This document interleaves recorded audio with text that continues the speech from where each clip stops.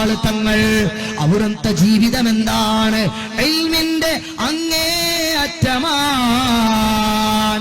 89 വയസ്സ് പ്രായമായിട്ടും താജുൽ ഉലമ ഉള്ളാള് തങ്ങളുടെ അടുത്തേക്ക് അവിടുത്തെ പ്രിയപ്പെട്ട മകൻ ഹാമിദ് കോയമ്മ തങ്ങൾ ഖുറാ സാദാത്തുക്കൾ ബായാർ സാദാത്തുക്കളെ പോലെ തന്നെ കർണാടകയിലെ ഖുറാ എന്ന് പറയുന്ന സ്ഥലത്ത് വിശ്വപ്രസിദ്ധമായി നിലനിൽക്കുന്ന ഖുറാ എന്ന് പറയുന്ന ഒരു സ്ഥലമുണ്ട്. മലയാളികളായ ആളുകളുടെ ലോകത്ത് അറിയപ്പെട്ട ഖുറാ സാദാത്തുക്കൾ. ആ ഖുറാ സാദാത്തുക്കൾ അവിടുത്തെ കാണാൻ വേണ്ടി വരികയാണ്. ആരെയാണ് കാണാൻ വരുന്നത്? വാപ്പയാണ് കാണാൻ വരുന്നത്. ആരാണ് കാണാൻ വരുന്നത്? അവിടുത്തെ പ്രിയപ്പെട്ട മകനാണ് കാണാൻ വരുന്നത്. സ്വന്തം മകൻ പിതാവിനെ കാണാൻ വേണ്ടി ഉള്ളാളത്ത് വരുന്ന സമയത്ത് ഞങ്ങൾക്കറിയാം മഹാനായ താജുൽ ഉലമ ഉള്ളാള് തങ്ങൾ അന്നേരത്തെ ഞങ്ങൾക്ക് ക്ലാസ് എടുക്കുകയാണ്. ഏതാണ് ക്ലാസ് എടുക്കുന്ന കിതാബ് എന്നറിയുമോ? ഒന്നുകിൽ ഹംദുള്ളയാണ്, അതല്ലെങ്കിൽ ഖാളിയാണ്. ഉലമാക്കൾ എന്റെ സദസ്സിലില്ലേ? ആലിമീങ്ങൾ എന്റെ മജ്‌ലിസിലില്ലേ? ഹംദുള്ള ഒന്ന് നോക്കാതെ ദർസെടുക്കാൻ കഴിവുള്ള ഏത് ആലിമാണ് ഇന്ന് കേരളത്തിൽ ജീവിച്ചിരിപ്പുള്ളത്? ഞാൻ നിങ്ങളോട് ആത്മാർത്ഥമായിട്ട് ചോദിക്കുകയാണ്.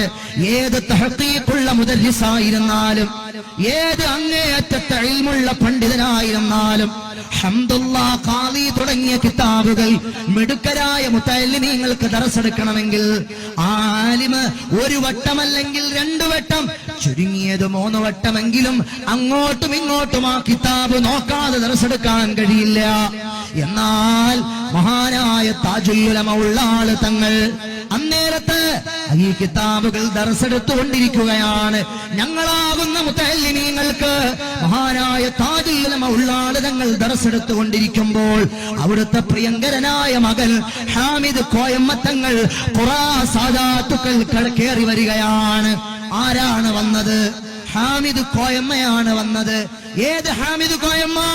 സഹോദരങ്ങളെ, നിങ്ങൾ ശ്രദ്ധിക്കണേ, നിങ്ങൾ ശ്രദ്ധിക്കണേ. ഉള്ളാള് തങ്ങളുടെ പ്രിയപ്പെട്ട പൊന്നുമോൻ പലപ്പോഴും പറയാറുണ്ട്, എന്റെ മകൻ തീയാടോ, ഓനോട് നിങ്ങൾ കളിക്കണ്ടടോ. എന്റെ മകൻ തീയാണ്, എന്റെ മകൻ തീയാണ്, അവനോട് നിങ്ങൾ കളിക്കണ്ട, കരിഞ്ഞു പോകും, കത്തിപ്പോകും എന്ന് സ്വന്തം മകനെ പറ്റി എപ്പോഴും പറയാറുള്ള മഹാനായ താജുൽ ഉലമയുടെ ദർബാറിലേക്ക് ആ മകൻ കയറി വരികയാണ്. അന്നേരത്ത് ദർസെടുത്തുകൊണ്ടിരിക്കുകയാണ് താജുൽ ഉലമ. ആ താജുൽ ഉലമയോട് മകൻ ആരാ വന്നത്? ഹാമിദ് കോയമ്മയാണ് വന്നത്. അന്നേരത്ത് വാപ്പ ചോദിക്കുകയാണ്, ഏത് ഹാമിദ് കോയമ്മ? സ്വന്തം മകനെ പോലും പലപ്പോഴും തിരിച്ചറിയുന്നില്ല താജുൽ ഉലമ ഉള്ളാള് തങ്ങൾ. അതേ സമയത്ത് എടുക്കുന്ന കിതാബ് ഏതാണ്?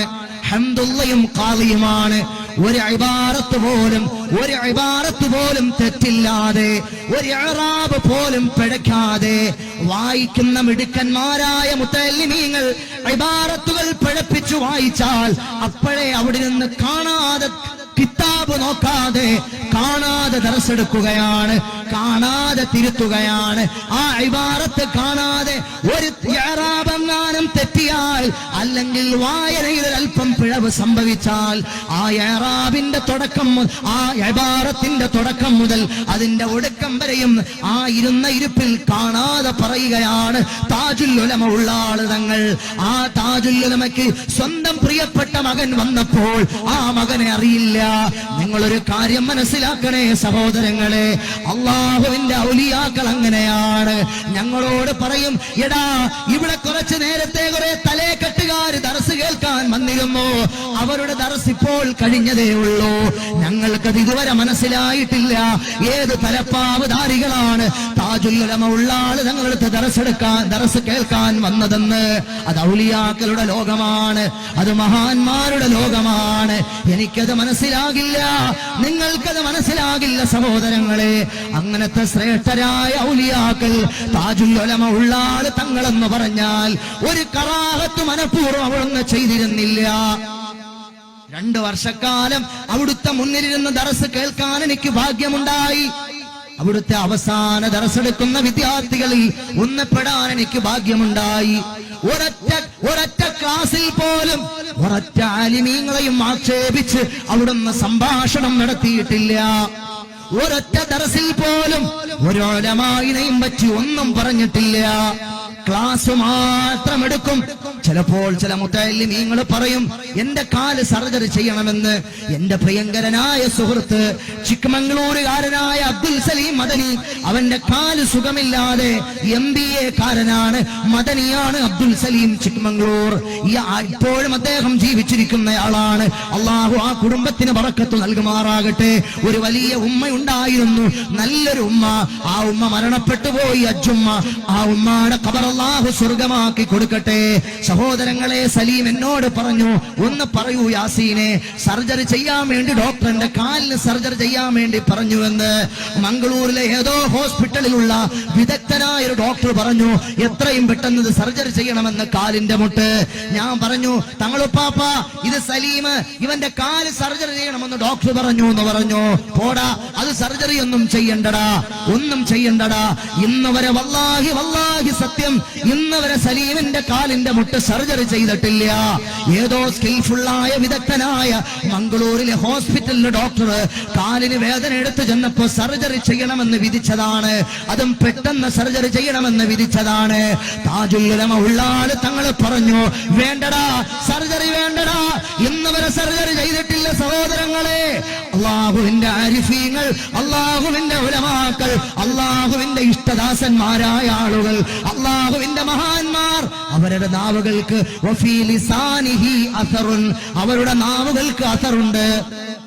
ഒരു കാര്യം പറഞ്ഞാൽ അത് അതുപോലെ ഫലപ്രദമാകുകയാണ്. ഞങ്ങൾ ദർസ് നടത്തിക്കൊണ്ട് ദർസ് കേട്ടുകൊണ്ടിരിക്കുമ്പോൾ ഒരു പ്രായമുള്ള ഉപ്പ വരികയാണ്. ഉടുപ്പി ശൈഖുന ഇങ്ങനെ കണ്ടപ്പോഴേ പറഞ്ഞു, ഉടുപ്പിയിൽ നിന്നുള്ള മുക്രിക്കയാണല്ലോ വരുന്നത്. എന്താ മുക്രിക്ക? സാധാരണഗതിയിൽ ഞാൻ നേരത്തെ പറഞ്ഞില്ലേ, സ്വന്തം മകൻ വന്ന് പേര് പറഞ്ഞിട്ട് പോലും അറിയാത്ത ശൈഖുന അദ്ദേഹം ഇങ്ങനെ വരുന്നത് കണ്ടപ്പോഴേ, വടിയും കുത്തിപ്പിടിച്ചൊരു പ്രായമുള്ള ഒരു ഉപ്പ ഇങ്ങനെ കയറി വരുന്നത് കണ്ടപ്പോഴേ ശൈഖുന പറഞ്ഞു, ഉടുപ്പിയിൽ നിന്നുള്ള മുക്രീക്കയാണല്ലോ വന്നത്, എന്താ മുക്രീക്ക? അപ്പൊ അത്രയും ആത്മബന്ധമുള്ള മനുഷ്യനാണ് കയറി വന്നിരിക്കുന്നത്.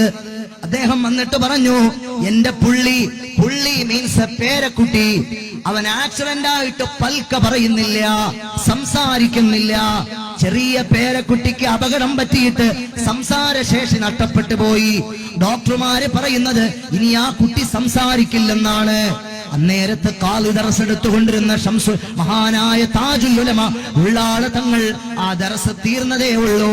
അവിടെ ഖാദിമ് കൊണ്ടുവച്ച് ഓറഞ്ച് എടുത്ത് വായിലിട്ടിരിക്കുകയാണ്. ആ വായിലിട്ട ഓറഞ്ച് ഇങ്ങനെ ഊർത്തിയെടുത്തിട്ട് പറഞ്ഞു, ഈ ഓറഞ്ച് കൊണ്ടുപോയി കൊടുക്ക്, ഓൻ പൽക്ക പറഞ്ഞുകൊള്ളും. സഹോദരങ്ങളെ, രണ്ടാമത്തെ ദിവസം ഞങ്ങൾ അതേ ക്ലാസ്സിലിരിക്കുന്ന സമയത്ത് അതേ മുക്രീക്ക വരികയാണ്. കയ്യിൽ സംസം വെള്ളമുണ്ട്, ഈത്തപ്പഴമുണ്ട്.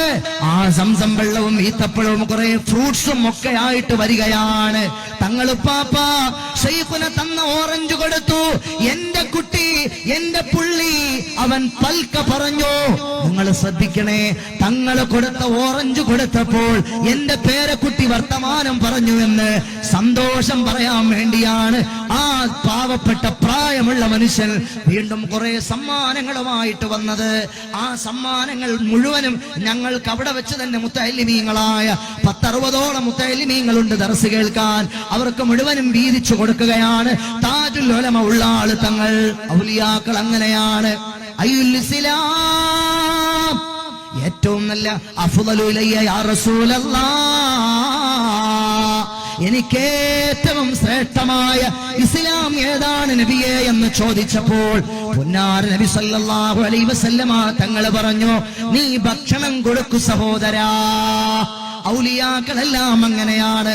അജ്മീറിൽ പോയാൽ സഫർ ചലോ ദിക്ക ജമീരേ, ദേഖ് ചലോ ഖാജ മൊയ്നേ, മദദ് കരോ നൂർ തഹൂരേ, മദദ് കരോ നൂർ തഹൂരേ, യാ മൊയ്നുദ്ദീനെ ബാവാ, യാ മൊയ്നുദ്ദീൻ, സഫർ ചലോ